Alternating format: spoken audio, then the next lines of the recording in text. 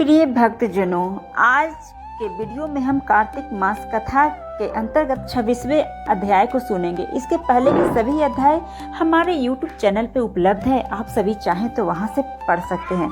आइए आज की कथा सुनते हैं।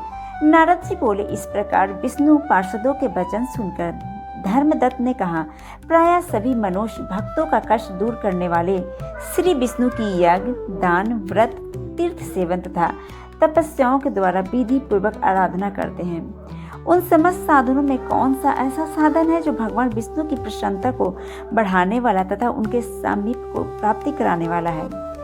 दोनों पार्षदों ने अपने पूर्व जन्म की कथा कहने लगे। हे द्विज श्रेष्ठ, आपका प्रश्न बड़ा श्रेष्ठ है।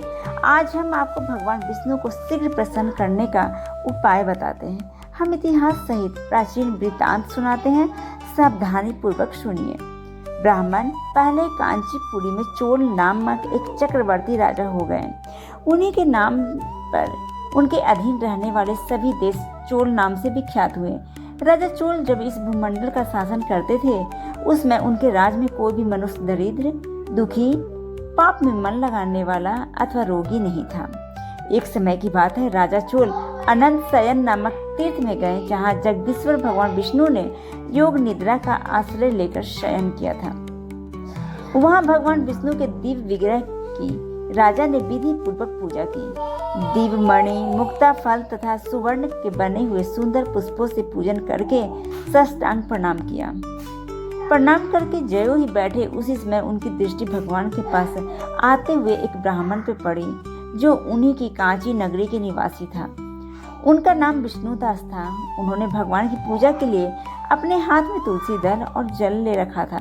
निकट आने पे उन ब्राह्मण ने विष्णु सुक्त का पाठ करते हुए देवाधिदेव भगवान को स्नान कराया और तुलसी की मंजरी तथा पत्तों से उनकी विधिवत पूजा की। राजा चोल ने जो पहले रत्नों से भगवान की पूजा की थी, वह सब तुलसी पूजा से ढक गई। यह देखकर राजा कुपित होकर बोले, विष्णुदास, मैंने मणियों तथा सुवर्ण से भगवान की जो पूजा की थी वह कितनी शोभा पा रही थी। तुमने तुलसी दल चढ़ाकर उसे ढक दिया। बताओ ऐसा क्यों किया? मुझे तो ऐसा जान पड़ता है कि तुम दरिद्र और गंवार हो, भगवान विष्णु की भक्ति को बिल्कुल नहीं जानते। राजा की यह बात सुनकर द्विज श्रेष्ठ विष्णुदास ने कहा, राजन, आपको भक्ति का कुछ भी पता नहीं है। केवल राजलक्ष्मी के कारण आप घमंड कर रहे हैं। बताइए तो, आज से पहले आपने कितने वैष्णव व्रतों का पालन किया है? तब नृपश्रेष्ठ चोल ने हंसते हुए कहा, तुम तो दरिद्र और निर्धन हो, तुम्हारी भगवान विष्णु में भक्ति ही कितनी है। तुमने भगवान विष्णु को संतुष्ट करने वाला कोई भी यज्ञ और दान आदि नहीं किया है, और न पहले कभी कोई देव मंदिर ही बनवाया है। इतने पर भी तुम्हें अपनी भक्ति का इतना गर्व है? अच्छा, तो ये सभी ब्राह्मण मेरी बात सुन ले। भगवान विष्णु के दर्शन पहले मैं करता हूँ या ये ब्राह्मण? इस बात का आप सब लोग देखें, फिर हम दोनों में से किसकी भक्ति कैसी है, यह सब लोग स्वतः ही जान लेंगे। ऐसा कहकर राजा अपने राजभवन को चले गए। वहां उन्होंने महर्षि मुद्गल को आचार्य बनाकर वैष्णव यज्ञ प्रारंभ किया। उधर सदैव भगवान विष्णु को प्रसन्न करने वाले शास्त्रोक्त नियमों में तत्पर विष्णुदास भी व्रत का पालन करते हुए वहीं भगवान विष्णु के मंदिर में टिक गए। उन्होंने माघ और कार्तिक के उत्तम व्रत का अनुष्ठान, तुलसी वन की रक्षा, एकादशी को द्वादशाक्षर मंत्र का जाप, नृत्य गीत आदि मंगलमय आयोजनों के साथ प्रतिदिन षोडशोपचार से भगवान विष्णु की पूजा आदि नियमों का आचरण किया। वे प्रतिदिन चलते फिरते और सोते हर समय भगवान विष्णु का स्मरण किया करते थे। उनकी दृष्टि सर्वत्र सम हो गई थी। वह सब प्राणियों के भीतर एकमात्र भगवान विष्णु को ही स्थित देखते थे।